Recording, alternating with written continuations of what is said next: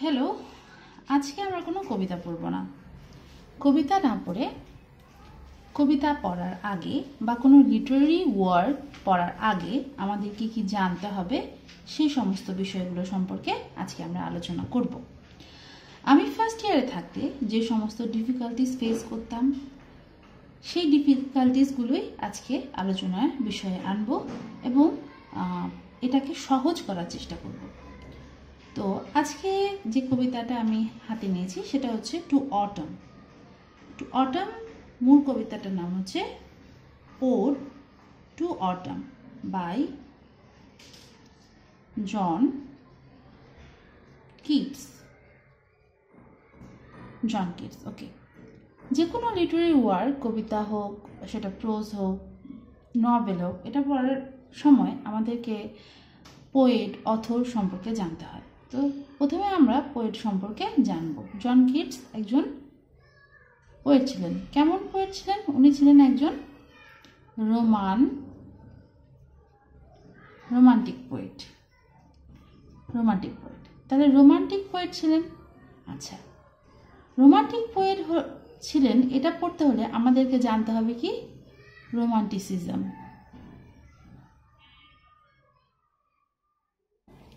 এবং romantic poet, এই যে পোয়েটটা কোন এজে বিলং করতো সেই এজটা আমাদেরকে জানতে হবে। রোমান্টিক এজটা ছিল 18 টু মিড 19th সেঞ্চুরি পর্যন্ত ছিল রোমান্টিক এজ।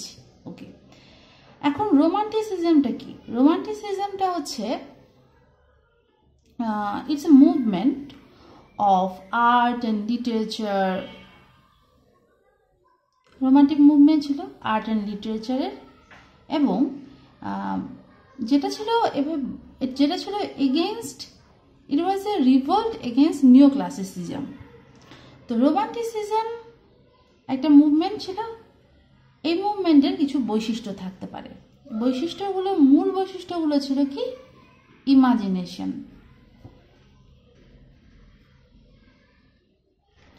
ইমাজিনেশন মানে আমরা জানি কল্পনা। তাহলে রোমান্টিসিজমের একটা মূল বৈশিষ্ট্য ছিল imagination, power of imagination. Spontaneous, একজন কবি বা লেখকের স্পন্টেনিয়াস ওভারফ্লো অফ ইমাজিনেশন আমরা রোমান্টিক যে ওয়ার্কগুলো আছে এগুলোতে দেখতে পাই। তারপরে হচ্ছে ইম্পর্টেন্স অফ ইন্ডিভিজুয়াল। এখন কনভেনশনাল অনেক কিছুকে বাদ দিয়ে একজন ইন্ডিভিজুয়ালের ইম্পর্টেন্স বা ইন্ডিভিজুয়ালিজমের ইম্পর্টেন্স ছিল রোমান্টিসিজমের আরেকটি গুরুত্বপূর্ণ বৈশিষ্ট্য। এরপর আরেকটি গুরুত্বপূর্ণ বৈশিষ্ট্য হচ্ছে ফ্রিডম। সেখানে ফ্রিডম থাকতো। এরপরে কি? এরপরে আসতে পারে লাভ অফ নেচার। মানে নেচার এবং মানুষের মধ্যে যে সুন্দর সম্পর্ক, সেই সম্পর্কের একটা বর্ণনা রোমান্টিসিজমে আমরা দেখতে পাই। আচ্ছা, এরপরে যখন হচ্ছে এটার বহিঃপ্রকাশ ঘটে, তো ইন্ডিভিজুয়ালিজম গেল, ইমাজিনেশন গেল, ফ্রিডম গেল, নেচার গেল। এখন আরেকটা বিষয় হচ্ছে যে সেটা হচ্ছে ইমোশন। মানুষের জীবনের যে ইমোশন, যে আবেগ, এই আবেগের উপস্থিতি লেখার মধ্যে বা কোনো লিটারেরি ওয়ার্কের মধ্যে। এটা গেল আমাদের রোমান্টিসিজমের যে বৈশিষ্ট্যগুলো আমরা ফলো করব সেগুলো। এখন এই রোমান্টিসিজম সময়টাকে আমরা বলছি যে একটা মুভমেন্ট মানে কি? মুভমেন্ট মানে হচ্ছে রিভলিউশন। তো রিভলিউশন হচ্ছে যে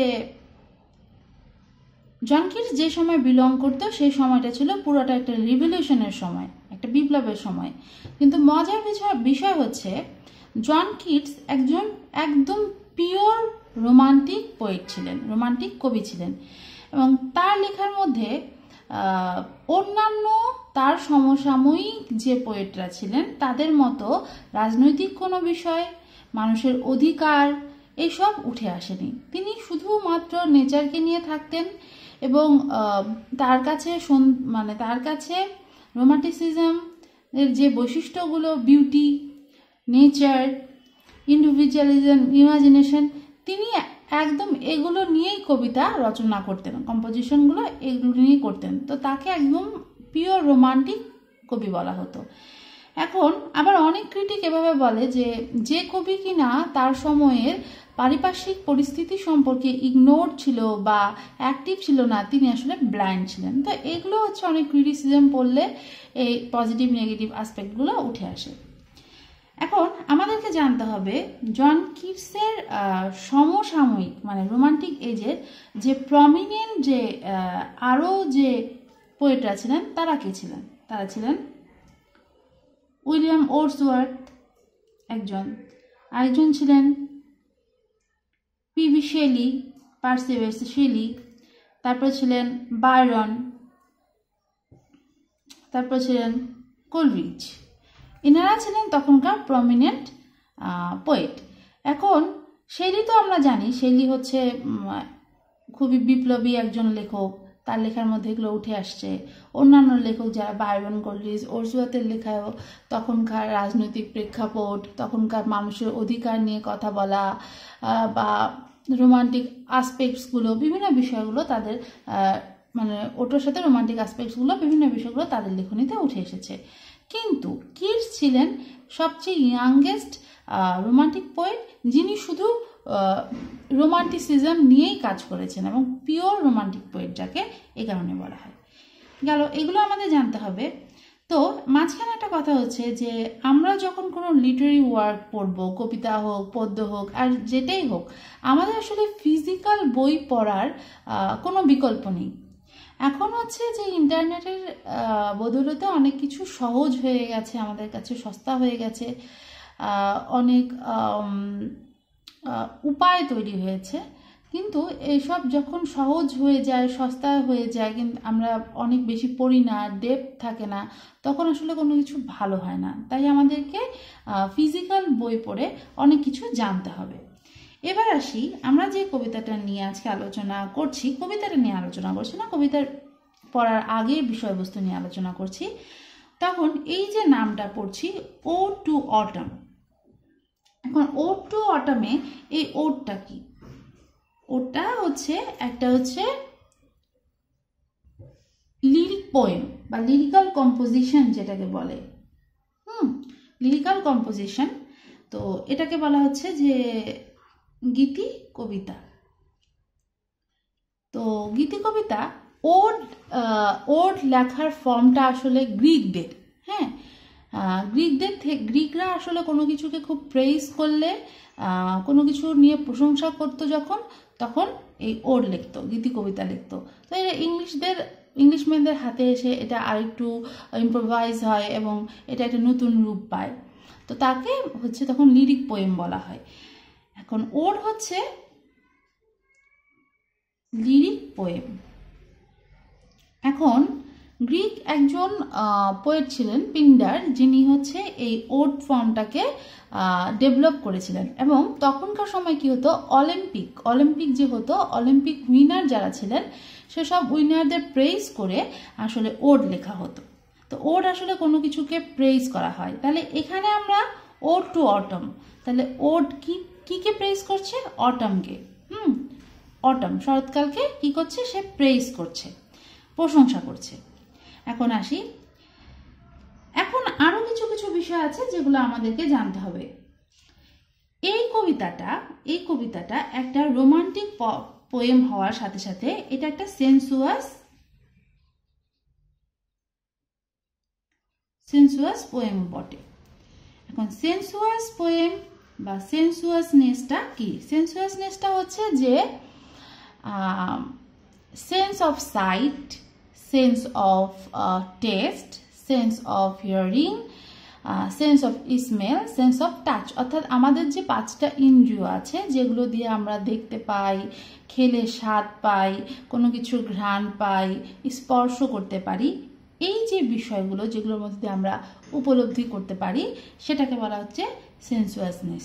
তো এই কবিতাটা যখন আমরা পড়ব তখন আমরা এই সেন্সুয়াসনেসের উপস্থিতি দেখতে পারবো। যেমন প্রথম লাইন এটাকে ব্যাখ্যা করা যায়, সিজন অফ মিস্ট অ্যান্ড মেলো ফ্রুটফুলনেস।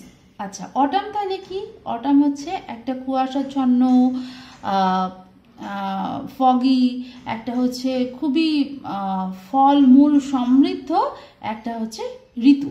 তাহলে ফ্রুটফুলনেস, তাহলে অটাম আমাদেরকে কি দেয়? ফ্রুট দেয়, প্রচুর ফ্রুট দেয়, তাহলে আমরা সেটা খাই, তার সে স্বাদ পাই। এবং এই কবিতাতে শেষের দিকে আছে যে সে আমাদেরকে ফুল দেয়, যেমন এগুলো শেষের 3 line, and still move later flowers for the bees. এই যে ফ্লাওয়ার্স থেকে আমরা কি পাই? ফুলের ঘ্রাণ পাই, সৌন্দর্য দেখতে পাই। এই যে সাইডটাকেও এখানে দেখা যাচ্ছে। এরপরে এই প্রত্যেকটা কবিতা একটা নিজস্ব মিউজিক থাকে, সাউন্ড থাকে, তাহলে আমরা সেটা শুনতে পাই। এই যে শুনতে পাই, সেন্স অফ হিয়ারিং, সেটাও আমরা এখান থেকে পাই। তো এই কবিতাটা রোমান্টিক কবিতা হওয়ার পাশাপাশি একটি সেন্সুয়াস পোয়েমও বটে। সেন্সুয়াস পোয়েম। এবার আসি এই কবিতাটা, এই যে এই কবিতাটার একটা এই জিনিসটাকে একটা স্ট্যানজা বলা হয়। কি বলা হয়? স্ট্যানজা। স্ট্যানজা অর্থ কি? স্ট্যানজা অর্থ হচ্ছে স্তবক, বাংলা হচ্ছে স্তবক, বা সোজাসুজি বলতে গেলে, সহজ করে বলতে গেলে একটা আমরা যেটাকে বুঝি যে প্যারা, এই টাইপের। তো এটা হচ্ছে একটা 11 লাইনের, এই প্রথম অংশটা 11 লাইনের একটা স্ট্যানজা। আমি মাঝখানে কিছু লাইন স্কিপ করে গিয়েছি। আচ্ছা, তাহলে এটাকে যখন প্রথম স্ট্যানজা, তাহলে সেটাকে আমরা বলি ফার্স্ট স্ট্যানজা। এখন প্রত্যেকটা এই স্ট্যানজাগুলো একটা কবিতা একটা মিটারে থাকে, একটা কবিতা একটা মিটারে থাকে। এই মিটারটা কি? এই কবিতার মিটারটা হচ্ছে আয়াম্বিক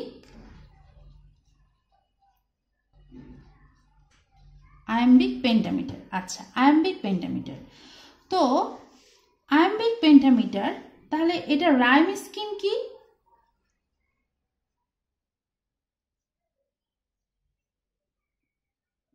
রাইম স্কিম প্রথম 4 লাইনটা আমরা ব্যাখ্যা করব। প্রথম 4 লাইনের রাইম স্কিম হচ্ছে, আমি লিখে দিচ্ছি, পরে ব্যাখ্যা করছি। A B A B. Rhyme scheme হচ্ছে আসলে ছন্দ। আমরা জানি যে কবিতাতে ছন্দ থাকে।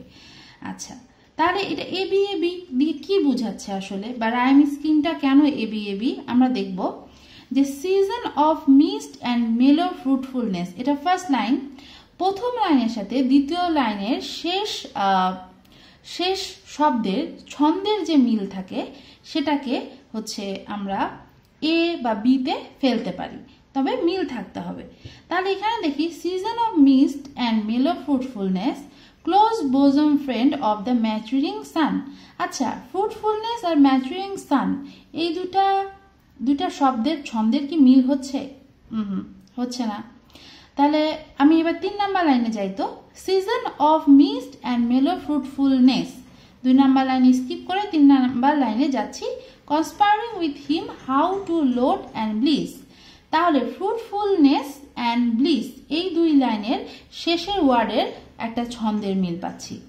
তখন এটাকে আমরা এ এবং এ দুইটাকে চিহ্নিত করার জন্য এতে ফেলবো।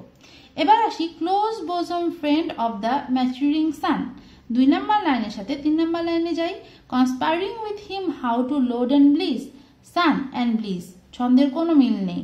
কিন্তু 4 নাম্বার লাইনে যখন যাচ্ছি, with fruit the vines that round the thatch eaves run, তাহলে 2 নাম্বার লাইনে ম্যাচুরিং সান, আর 4 নাম্বার লাইনে থেচ ইপস রান, সান এবং রান, এই যে ছন্দের মিল, তখন সেটাকে আমরা বি এবং এই যে বিতে ফেলছি।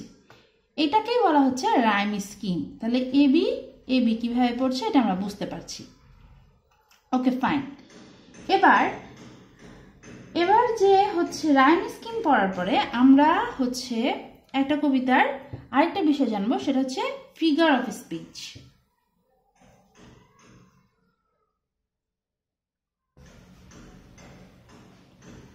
ফিগার অফ স্পিচটা কি?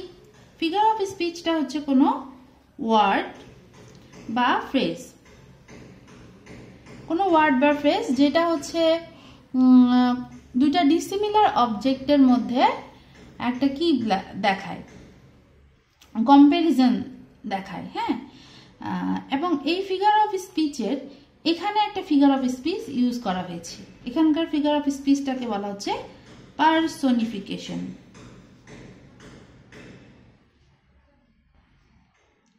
আচ্ছা, পার্সোনিফিকেশন, এটাকে বলা হচ্ছে পার্সোনিফিকেশন। আচ্ছা, এখন কথা হচ্ছে যে ফিগার অফ স্পিচ আমরা কেন কবিতাতে ইউজ করব? ফিগার অফ স্পিচ ইউজ করব যে এখানে কবিতার মধ্যে to create music in a poem, to create music in a poem, একটি কবিতার মধ্যে মিউজিক তৈরি করার জন্য আমরা ফিগার অফ স্পিচ ইউজ করব। এখন এই কবিতার প্রথম দুই লাইনের মধ্যে পার্সোনিফিকেশন আছে। এখন পার্সোনিফিকেশন জিনিসটা কি? আচ্ছা, এখন একটা হচ্ছে যে পার্সোনিফিকেশনটা হচ্ছে যে কোনো বস্তুকে যখন একজন লেখক বা যখন একজন কবি প্রাণ দেয়, জীবন দেয়, হিউম্যান কোয়ালিটিস দেয়, তখন সেটাকে পার্সোনিফিকেশন বলে। আচ্ছা, প্রথম দুই লাইনটা পড়লে আমরা বুঝতে পারবো। Season of mist and mellow of fruitfulness, close bosom friend of the maturing sun, conspiring with him how to load and bliss. আচ্ছা, এখানে কার ব্যাখ্যা করা হচ্ছে? এখানে ব্যাখ্যা করা হচ্ছে অটমের ব্যাখ্যা করা হচ্ছে। তাহলে অটমকে বলা হচ্ছে সান, সূর্যের ক্লোজ বোজম ফ্রেন্ড। আসলে এখানে অটমকে একজন উইমেন হিসেবে দেখানো হচ্ছে। কি হিসেবে দেখানো হচ্ছে? উইমেন হিসেবে দেখানো হচ্ছে, পার্সোনিফাই করে। যে উইমেনটা খুবই দানশীল, যেমন একজন মা, সে খুবই কি হয়, দানশীল হয়, সে স্বার্থপর, মানে নিঃস্বার্থভাবে তার ছেলে মেয়েদেরকে ভালোবাসা দেয়, বিভিন্ন কিছু দেয়, দান করে। তেমনি অটম হচ্ছে সেরকমই একজন উইমেন যে আমাদেরকে নিঃস্বার্থভাবে ফল মূল এবং হচ্ছে সমস্ত কিছু দিয়ে, আমাদেরকে মধু দিয়ে, সমস্ত কিছু দিয়ে আমাদেরকে নিঃস্বার্থভাবে ভরিয়ে দিচ্ছে। তো এই যে একজন দানশীল মহিলার সাথে অটমের যে তুলনা করা হলো বা তার বৈশিষ্ট্য মেলানো হলো, এই দুইটা একদম ডিফারেন্ট জিনিস তুলনা যে করা হলো। অটম একটা ঋতু, আর একজন উইমেন একজন মহিলা। তো একটা ঋতুর সাথে একটা মহিলার তো কোনো মিল নাই, কিন্তু এখানে একটা মিল খুঁজে বের করা হলো যে একজন দানশীল মহিলার মতোই শরৎকালটা তেমনি। তো এই যে দুইটা ডিসিমিলার অবজেক্টের মধ্যে যে একটা হচ্ছে কম্প্যারিজন করা হলো এবং হচ্ছে অটমকে উইমেনের সাথে তুলনা করা হলো এবং অটমকে একটা প্রাণ দেওয়া হলো, অটমকে কি দেওয়া হলো? প্রাণ দেওয়া হলো, জীবন দেওয়া হলো, একটা মানুষের কোয়ালিটিস দেওয়া হলো। এটাকে বলা হয় পার্সোনিফিকেশন। এখানে একটা ছোট উদাহরণ আমরা দিতে পারি, যেমন আমরা বাচ্চাদেরকে সবসময় বলি আয় আয় চাঁদ মামা টিপ দিয়ে যা। চাঁদ কি আমার মামা? চাঁদ কি আমার মায়ের ভাই? তো চাঁদকে কি করছে কবি এখানে? চাঁদকে মামা বানাচ্ছে, চাঁদকে একটা সম্বোধন দিচ্ছে, চাঁদকে হিউম্যান কোয়ালিটিস দিচ্ছে। এই জন্য চাঁদকে আসলে কি করা হচ্ছে? এখানে পার্সোনিফাই করা হচ্ছে, পার্সন হিসেবে দেখানো হচ্ছে, তুলনা করা হচ্ছে, বৈশিষ্ট্য মেলানো হচ্ছে, তখন তাকে বলা হচ্ছে পার্সোনিফিকেশন। এখানে তাহলে হচ্ছে অটমকে এখানে কি করা হয়েছে? পার্সোনিফাই করা হয়েছে। ওকে, তাহলে এটা গেল যে একটা ফিগার অফ স্পিচের এখানে ইউজ আমরা দেখলাম, পার্সোনিফিকেশন। এরপরে এখন পরে যে লাইনগুলো আছে, and still move little flowers for the bees until they think warm days will never cease, for summer has overbrimmed over clammy shells. এখন এটাকে বলা হয় অনোমেটোপিয়া। অনোমেটোপিয়াও একটা কি? Figure of speech. অনোমেটোপিয়াও একটা ফিগার অফ স্পিচ এবং হচ্ছে অনোমেটোপিয়া হচ্ছে এমন একটা ওয়ার্ড, মানে সহজ করে বলতে গেলে এমন একটা ওয়ার্ড বা এমন কিছু ওয়ার্ড যেটা দিয়ে কোনো মানুষ বা প্রাণীর কি হয়, শব্দটিকে আমরা মুখে বা লিখিত রূপে বুঝাতে পারি বা প্রকাশ করতে পারি। যেমন এখানে আছে বিজ, চিজ, ক্ল্যামি শেলস। বিজ, চিজ। আচ্ছা, এখন এখানে রিপিটেশন আছে জি। জেড এর একটা রিপিটেশনস আছে, হ্যাঁ। তাহলে বলছে যে এখানে কি হয় যে repetition of the J sound suggest the sound of বিজ। কি হয়, বিজ যে সাউন্ডটা করে, মৌমাছিরা যে সাউন্ডটা করে, আমি কি এটা লিখিত আকারে দেখাতে পারবো? পারবো না। এখানে শব্দ করে শোনাতে পারবো? পারবো না। কিন্তু ইটস আ ওয়ে, হ্যাঁ, যে বিজ বললে, চিজ বললে ওই শব্দটাকে আমরা বুঝি, হ্যাঁ, তখন কি দিয়ে, জ দিয়ে, জেড দিয়ে এটা রিপিটেশন হচ্ছে, তখন আমরা বুঝি, সেটাকে বলা হয় অনোমেটোপি। এগুলো হচ্ছে অনোমেটোপিক ওয়ার্ড, এগুলোকে বলা হচ্ছে অনোমেটোপিক ওয়ার্ড। তো হচ্ছে এই হচ্ছে বিষয়টা। এবং এই কবিতায় ও টু অটমে আমরা হচ্ছে যেহেতু রোমান্টিক, এটা একটা রোমান্টিক পোয়েম, তো রোমান্টিক পোয়েমে অবশ্যই নেচারের একটা বিশদ উপস্থিত থাকবে। এই যে নেচার যে আমাদের সাথে, এখানে বলা হচ্ছে সিজন অফ মিস্ট অ্যান্ড মেলো ফ্রুটফুলনেস, close bosom friend of maturing সান। এই যে নেচারের সাথে যে আমাদের একটা ঘনিষ্ঠ সম্পর্ক, আমরা যে ওতপ্রোতভাবে নেচারের সাথে জড়িত, সেটা খুব সুন্দরভাবে এখানে উপস্থাপন করা হয়েছে। তাহলে এই যে নেচারের এখানে উপস্থিতি, তার মানে হচ্ছে রোমান্টিক একটা বৈশিষ্ট্য, রোমান্টিসিজমের একটা বৈশিষ্ট্য আমরা এখানে পেলাম। তা থেকে বোঝা যায় যে এটা একটা কি, রোমান্টিক পোয়েম, হ্যাঁ, যেটা লিখেছেন জন কিটস, এবং যাকে একজন ইয়াংগেস্ট রোমান্টিক পোয়েট বলা হয় এবং পিওর রোমান্টিক পোয়েট বলা হয়। এ হচ্ছে অবস্থা। তো আজকের আলোচনার মূল বিষয় হচ্ছে একটা কবিতা, একটা লিটারি ওয়ার্ক, একটা প্রোজ, একটা নোভেল পড়ার আগে আমাদের যে যে বিষয়গুলো সম্পর্কে জানতে হবে সেগুলো। এই ক্ষেত্রে খুবই ইম্পর্টেন্ট বিষয় হচ্ছে ফিজিক্যাল বই পড়ার কোনো বিকল্প নেই। আই রিপিট, ফিজিক্যাল বই পড়ার কোনো বিকল্প নেই। যেমন হচ্ছে ও টু অটমের জন্য আমাদের এরকম একটা বই থাকবে যেটা ফার্স্ট ইয়ারে থাকে, এটা আমার ফার্স্ট ইয়ারের বই, এখানে সেই কবিতাটা আছে। এবং এটাকে পড়তে হলে আমাদের, আমি প্রথমে বলেছি যে কবি সম্পর্কে বিশদভাবে জানতে হবে, তখন জন কিটসের উপরে একটা আলাদা বই পড়তে হবে, যেখানে ক্রিটিসিজম থেকে শুরু করে সব কিছু পাওয়া যাবে, এক্সপ্লেনেশন সব কিছু পাওয়া যাবে।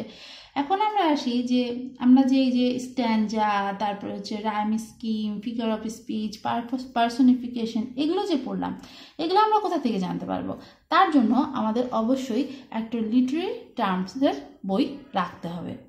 এগুলো আমার ফার্স্ট ইয়ারের বই, নস্টালজিক হয়ে যাচ্ছি। আচ্ছা, তো আমাদের এগুলো জানতে হবে।